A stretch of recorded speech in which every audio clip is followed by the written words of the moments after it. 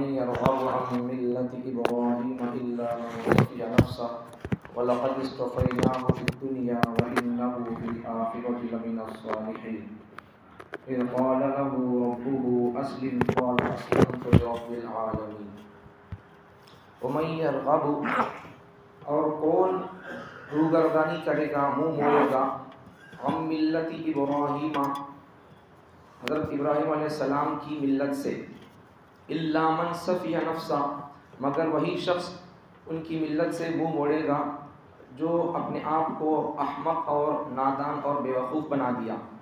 وَلَقَدِ اصْطَفَيْنَاهُ فِي الدُّنْيَا ہم نے ان کو، ان سے مراد ابراہیم علیہ السلام، ہم نے ان کو دنیا میں منتخب کر لیا۔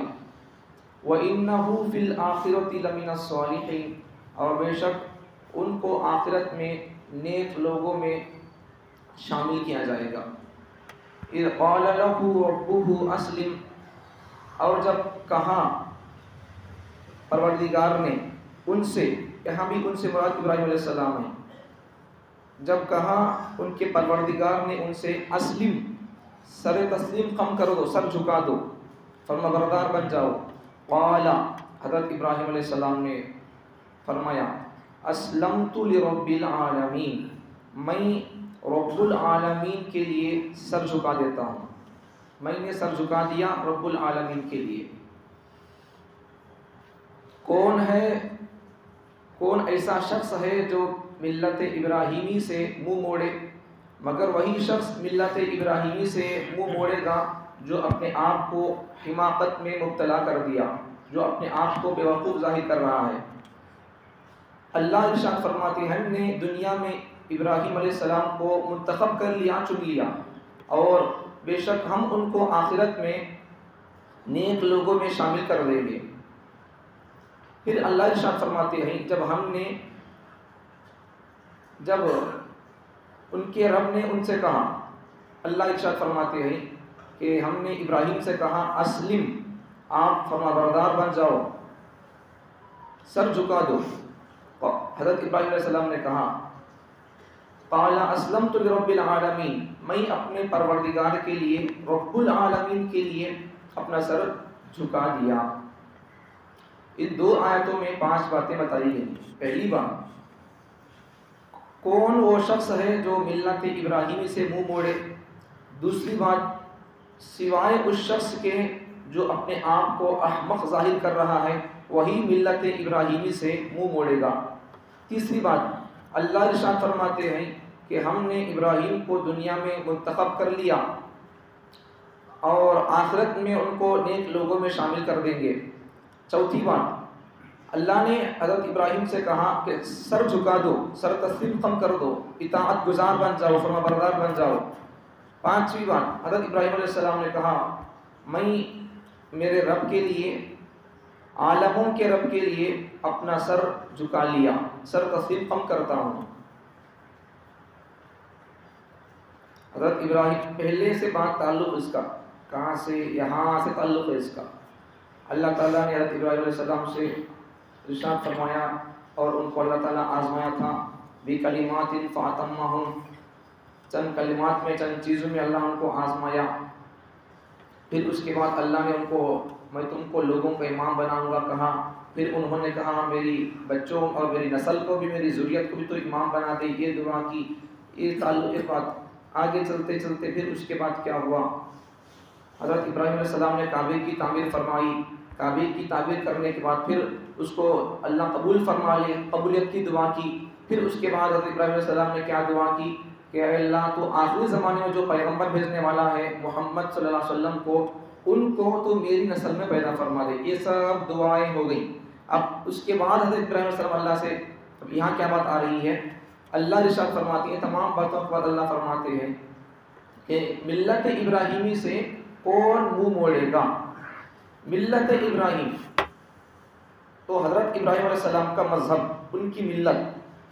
حضور صلی اللہ علیہ وسلم کو اللہ تعالیٰ ارشاد فرماتے ہیں 14ویں پارے سورہ نحل میں، 14ویں پارے کا آخری صفحہ، اللہ وہاں حضرت محمد صلی اللہ علیہ وسلم سے ارشاد فرماتے ہیں کہ تم ابراہیم علیہ السلام کی ملت کی اتباع کرو. ثم اوحینا الیک ان اتبع ملت ابراہیم حنیفا وما کان من المشرکین. یہ 14واں پارہ آخری صفحہ سورہ نحل. اللہ ارشاد فرماتے ہیں پھر ہم نے وحی بھیجی تمہاری طرف.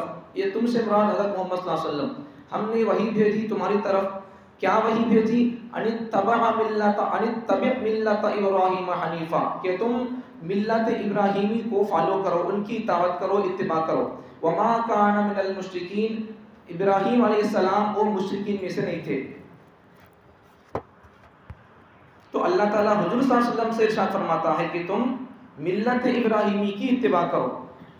تو ہماری محمد صلی اللہ علیہ وسلم کی شریعت میں بنیادی طور پر تقریباً 40% احکامات اصل میں وہ انہی حضرت ابراہیم علیہ السلام کی ملت ہی سے لیے گئے. اب مثال کے طور پر یہ قربانی کرنے کا حکم یہ کہاں سے ملا؟ یہ محمد صلی اللہ علیہ وسلم کے لیے کوئی نیا حکم نہیں ہے.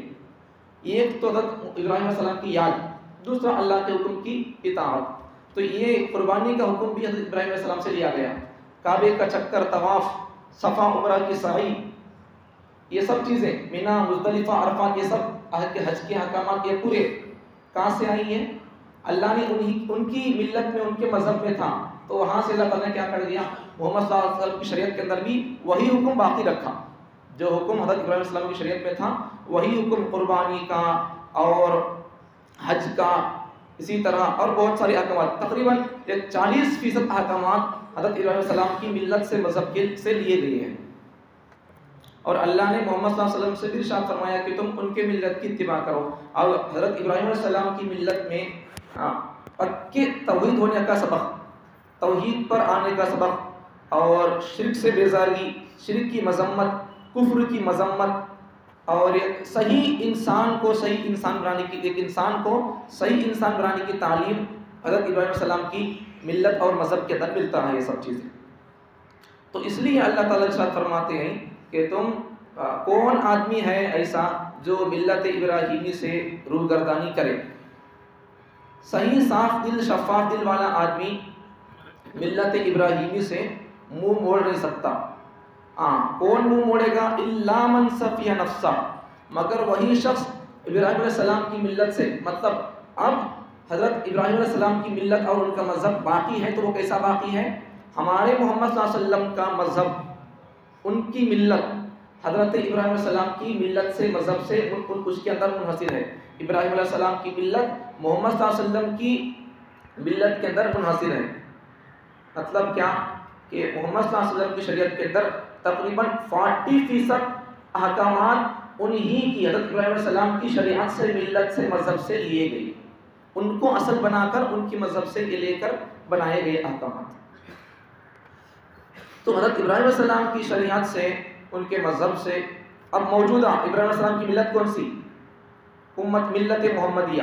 ملت محمدیہ کا مطلب شریعت محمدیہ، حضور صلی اللہ علیہ وسلم پر نازل شدہ شریعت، حضور صلی اللہ علیہ وسلم پر نازل شدہ کتاب. تو اب موجودہ ابراہیم علیہ السلام کی ملت اور مذہب کون سا؟ محمد صلی اللہ علیہ وسلم کی شریعت اور ملت اور کتاب.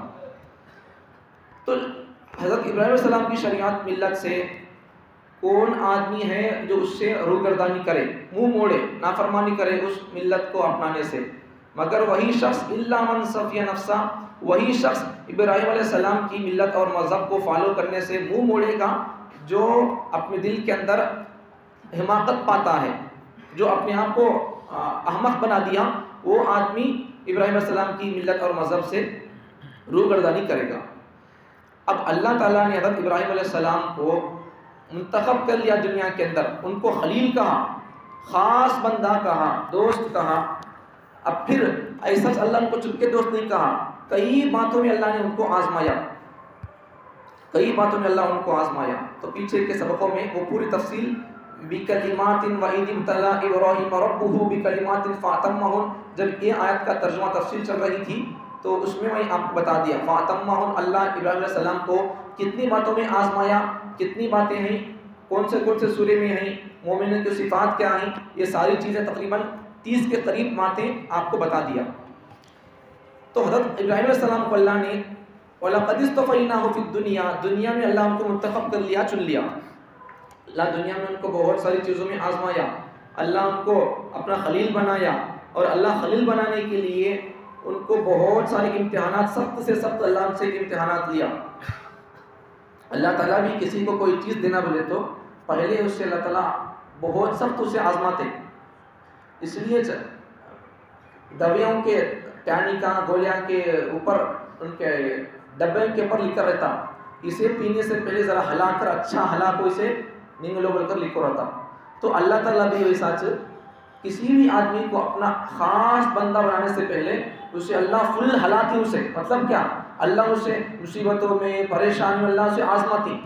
اسے مصیبتیں پریشانی میں دیا تو میرے پاس آتا، میں کسی مصیبتیں پریشانیاں دی بول کر مجھ سے آپ کو مانگتا نہیں، دل توڑ لیتا، دل چھوٹا کر لیتا، میں نمازاں پڑھ رہا ہوں پھر بھی میرے اوپر مصیبتیں کہیں کو آ رہی بول کر دل چھوٹا کر لیتا، اللہ ویسا اسے آزماتے رہتی۔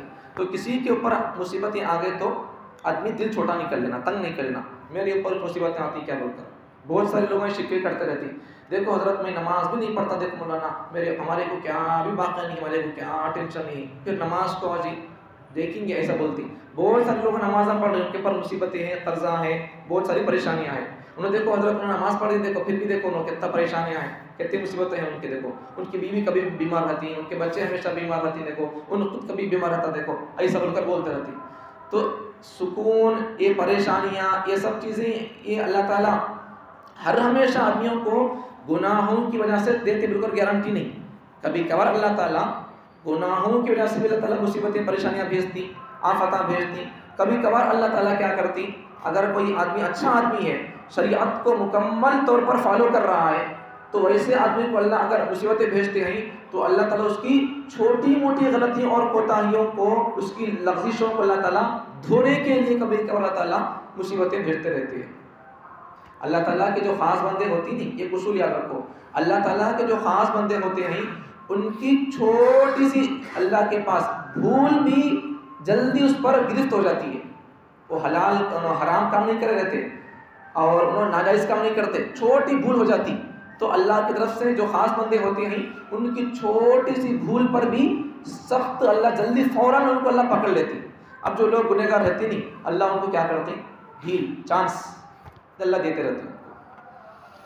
تو کسی کو بھی اگر مصیبتیں پریشانیاں آ گئے تو پہلی بات تو کیا، دل چھوٹا نہیں کرنا۔ دوسری بات کیا، ہمیشہ پریشانیاں گناہوں کی وجہ سے ہی نہیں آتے، کبھی کبھار اللہ تعالیٰ اس کے درجات کو اللہ بلند کرنے کے لیے اللہ تعالیٰ دیتے پریشانیاں، کبھی کبھار اللہ تعالیٰ اس کے گناہوں کو دھونے کے لیے، کبھی کبھار اللہ تعالیٰ اسی مصیبتیں دیتے کہیں کو یہ بندہ دعا کرتا رہتا، اے اللہ تو مجھے نبی کے قدموں میں جگہ عطا فرما، یا پھر اے اللہ تو مجھے عرش کا سایہ عطا فرما، تو پھر اللہ کیا کریں گے، وہ اتنے بڑے عرش کے نیچے سے جگہ ملنا، نبی کے قدموں کے نیچے سے جگہ ملنا، وہ تو کیا کرنا پڑتا، دنیا کے اندر کچھ مصیبتیں پریشانیوں کو جھیلنا پڑتا، یہ مصیبتوں کو جھیل کر دل تھام کر اسے برداشت کر لے گا تو پھر اللہ کیا کریں گے، اس کی دعا جو تھی اللہ وہ قبولیت اسے عطا کر کے وہ مرتبہ اسے اللہ عطا کریں گے۔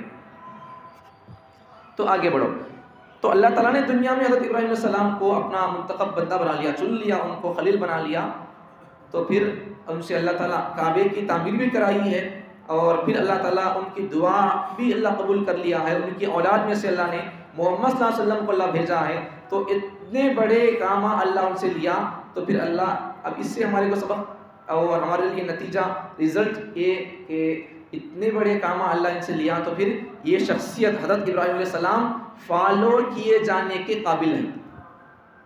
حق یہ ہے کہ ابراہیم علیہ السلام کی ملت کی اطاعت کی جائے۔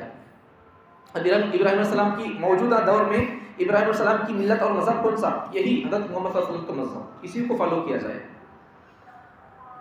دنیا کے 3 بڑے مذہب کون سے؟ اسلام، یہودیت، عیسائیت، یہ 3 دھرم کے لوگ بھی حضرت ابراہیم علیہ السلام کو مانتے، 3 دھرم کے لوگ بھی ابراہیم علیہ السلام کو مانتے، نہیں بول کر نہیں۔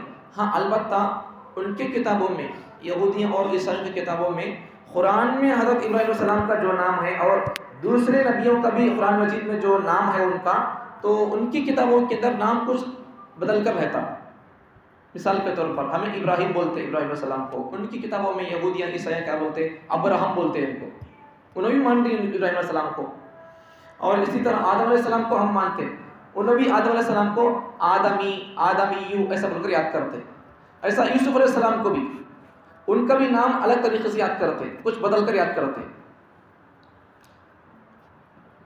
تو اسی ایسا دنیا کے 3 بڑے مذہب والے بھی حضرت ابراہیم علیہ السلام کو مانتے ہیں، اور مانتے کہیں کو ہیں. اللہ تعالیٰ ان کی نسل سے اللہ تعالیٰ انبیاء کو پیدا فرمایا، اور اللہ تعالیٰ نے ان کی نسل سے سب سے بڑی بات محمد صلی اللہ علیہ وسلم کو پیدا فرمایا، اور اللہ تعالیٰ حضرت ابراہیم علیہ السلام سے کعبے کی تعمیر فرمائی. حج کی احکامات اللہ وہاں سے بنا کر ان کے ذریعے سے اللہ تعالیٰ بنا کر ان کے ذریعے سے اللہ تعالیٰ شریعت کو پھر نئے انداز سے بنا کر اللہ تعالیٰ دنیا میں نافذ کر دیا.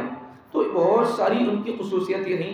تو اب ان کی بڑی خصوصیتیں بولے تو کیا کرنا چاہیے؟ ان کا اتباع کرنا چاہیے، وہ اتباع کیے جانے کے قابل اور لائق ہیں. تو اب حضرت ابراہیم علیہ السلام کی اتباع کیسے ہو، ان کے مذہب کی اتباع کیسے ہو؟ تو محمد صلی اللہ علیہ وسلم کی شریعت کی اتباع عین حضرت ابراہیم علیہ السلام کے ملت اور مذہب کی اتباع ہے. سمجھ میں آ رہی بات؟ تو اللہ تعالیٰ نے محمد صلی اللہ علیہ وسلم سے ارشاد فرمایا کہ تم حضرت ابراہیم علیہ السلام کی ملت کی اتباع کرو. تو پھر ہمارے لیے سبق کیا کہ جب اللہ تعالیٰ محمد صلی اللہ علیہ وسلم سے ارشاد فرما رہا ہے کہ تم ان کے مذہب کی اتباع کرو، تو پھر ہمارے لیے بھی کیا ہے؟ وہی بات اور وہی حکم ہے کہ ہمیں بھی حضرت ابراہیم علیہ السلام کی شریعت کی اتباع کرنا. اب موجودہ دور میں حضرت ابراہیم علیہ السلام کی شریعت کون سی ہے؟ حضور صلی اللہ علیہ وسلم کی شریعت ہی حضرت ابراہیم علیہ السلام کی شریعت ہے. تو جو لوگ موجودہ دور میں دنیا کے اب 3 بڑے مذہب کون سے؟ اسلام، عیسائیت، یہودیت، اگر یہ 3 لوگ بھی اپنے مذہب پر ہونے کا دعویٰ کرتے ہیں تو ان کو چاہیے کہ وہ لوگ حضرت ابراہیم علیہ السلام کی ملت کو فالو کریں. اب حضرت محمد صلی اللہ علیہ وسلم کے لوگ مسلمان انہوں حضرت محمد صلی اللہ علیہ وسلم کی شریعت کو مان رہے، مطلب حضرت ابراہیم علیہ السلام کی شریعت کو فالو کر رہے. اب نہیں فالو کریں وہ تو کون لوگ ہیں؟ عیسائیہ، یہودیہ، انہوں حضرت ابراہیم علیہ السلام کی شریعت کو فالو نہیں کر رہے. انہوں اپنے حساب سے اپنا دھرم بنا لے کر چل رہی ہیں. ان کی کتابوں میں تحریف، ان کے احکامات میں تحریف، اور یہ تحریف بھی اب سے شروع نہیں ہوئی. حضرت عیسیٰ ان کے پیغمبروں کے چلے جانے کے بعد چند سالوں میں ہی کئی 100 مرتبہ ان کی کتابوں کے اندر تحریف ہو گئی. قرآن مجید اب وہ کتابوں کی اللہ تعالیٰ نے حفاظت کی ذمہ داری اللہ نے لیا. قرآن مجید کی اللہ تعالیٰ نے حفاظت کی ذمہ داری لیا ہے، اس لیے یہ کتاب قیامت تک کبھی نہیں بدلے گی. معنی کے حساب سے بھی نہیں بدلے گی اور الفاظ کے حساب سے بھی نہیں بدلے گی. دشمن بھی کوشش کر رہے ہیں اسے بدل دیں. اور چند سال پہلے بھی ایک مسلمان ہی، لیکن وہ مسلمان نہیں ہے، شیعہ ہے. وہ شیعہ لوگ مسلمان نہیں. میں کئی بار بتا دیا، انہوں صحابہ کو گالیاں دیتے، صحابہ کو کافر بولتے ہیں، تو انہوں کیسے مسلمان ہوں گے؟ تو شیعہ آدمی ہے ہمارے ہندوستان کا. تو ان کیا کر دیا؟ قرآن میں سے 26 آیاتوں کو نکال کر ایک نئے انداز سے قرآن کو تیار کیا. کون سی آیتیں نکال دیا؟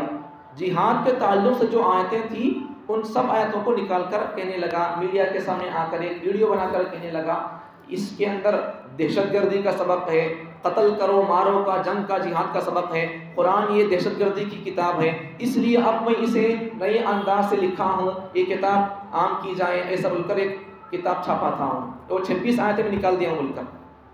اب قرآن کو اب حق نہیں مان رہا بولے تو ان مسلمان نہیں، سچ نہیں مان رہا بولے تو قرآن کے اندر تحریف مانتا ہے، قرآن کو بدل دیتا ہے بولے تو پھر مسلمان نہیں. بعد میں کیا ہوا؟ اسلام کو چھوڑ دیا، دوسری کسی اور دھرم کی لڑکی سے، عورت سے شادی کر لیا، اسلام چھوڑ دیا.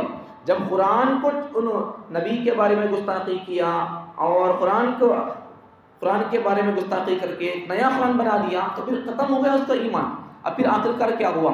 ایک غیر قوم کی اور غیر مسلم عورت سے شادی کر کے اس کا ہاتھ پکڑتا ہوا مندر کے اندر طواف کر رہا تھا، گھوم رہا تھا شادی کر لے کر. بعد میں وہ ہندو ہو گیا، مسلمان نہیں رہا.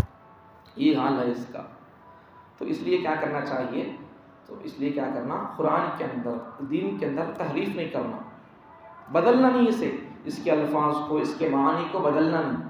اس لیے کیا کرنا؟ اب یہ اس کے الفاظ، اس کے معانی بدلنا نہیں تو کیا کرنا؟ ہمیں کیا کرنا؟ یہ کتاب کو پڑھنا. دوسرا کیا کرنا؟ اس کتاب کو سننا، مطلب یہ ترجمہ تفسیر وغیرہ سنتے رہنا. اس سے الفاظ، قرآن کے الفاظ بھی محفوظ رہیں گے اور اس کے معانی متعلق بھی سمجھتے رہیں گے تو ویسا محفوظ رہیں گے. ہمیں کیا کرنا؟ ہمیں عام لوگ تو کیا کرنا؟ اسے میں پڑھنے کا کام کرنا، پڑھنا. ہمارے بچوں کو کیا کرنا؟ اس کے الفاظ کو یاد کرا دینا. مطلب کیا؟ ہمارے بچوں کو حافظ قرآن بنا دینا. ہم اسے تلاوت کر لیں گے، ہمارے بچے اس کے الفاظ کو محفوظ کر لیں گے، پھر علماء کرام اس کے معانی کو مطالب کو بیان کرتے رہیں گے، تو پھر کیا ہو جائے گا، پڑھنے کا حق بھی ادا ہوتا رہے گا اور اس کے الفاظ کو محفوظ کرنے کا حق بھی ادا ہوتا رہے گا، اس کے الفاظ کی حفاظت بھی ہوتی رہے گی، پھر اس کے معانی مطالب اس طرح درس قرآن تفسیر قرآن کے ذریعے سے اس کے معانی مطالب بھی محفوظ ہوتے رہیں گے۔ اس طرح یہ کتاب محفوظ رہ سکتی ہے، محفوظ تو رہے گی، اللہ کر لیں گے، لیکن اگر ہم کو اس کا ذریعہ بننا ہے، اللہ کے پاس اجر پانا ہے، تو پھر ہم کو یہ کام کرنا پڑتا۔ اللہ تعالیٰ مجھے اور آپ کو اس کتاب کی حفاظت کے لیے اپنا بھی کچھ نہ کچھ حصہ خود پڑھنے، اپنے بچوں کو اس کی الفاظ کو یاد کرا کے حافظ قرآن بنانے، اور پھر علماء کے ذریعے سے ان کے درس میں، ان کی تفسیر کے حلقوں میں بیٹھ کر اس کتاب کو سمجھ کر اس کتاب کے معانی مطالب کو اپنے دل و دماغ کے اندر محفوظ کرنے کی توفیق عطا فرمائے۔